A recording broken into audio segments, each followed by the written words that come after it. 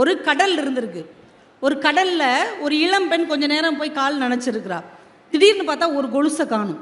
தேடி தேடி பார்த்தா அது எள்ளோ கொண்டு போயிடுச்சு. உடனே அந்த கடற்கரையில் எழுதுறா, இந்த கடல் ஒரு திருடன் அப்படின்னு எழுதி வச்சுட்டு போயிட்டா. அந்த கடல் அதை அழிச்சிருச்சு. கொஞ்ச நேரம் கழிச்சு ஒரு மீனவன் அன்னைக்கு நிறைய மீன்களோட கடற்கரைக்கு வர்றான். இந்த கடல் ஒரு வள்ளல் அப்படின்னு எழுதி வச்சுட்டு போறான். அதையும் கடல் அழித்து விட்டு போனது. சிறிது நேரம் கழித்து ஒரு சின்ன குழந்தை ரொம்ப நேரம் அங்கே விளையாடிட்டு இந்த கடல் ஒரு தோழன் அப்படின்னு எழுதி வைத்து விட்டு போனது. அதையும் கடல் அழித்து விட்டு போனது. ஒரு துறவி வந்து பார்த்தார்.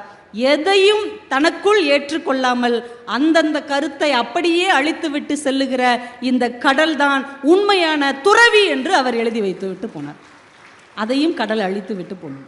இப்போ கடலூரில் வாழுகிற மக்கள் எந்த ஒரு சலனமும் இல்லாமல் இந்த வாழ்க்கை நமக்கு என்ன தந்திருக்கிறதோ அதை உள்வாங்கிக் கொண்டு அடுத்த கட்டத்திற்கான பயணத்தை நல்ல வழியில் செல்வதற்கு நாம கற்றுக்கொள்ள வேண்டும்.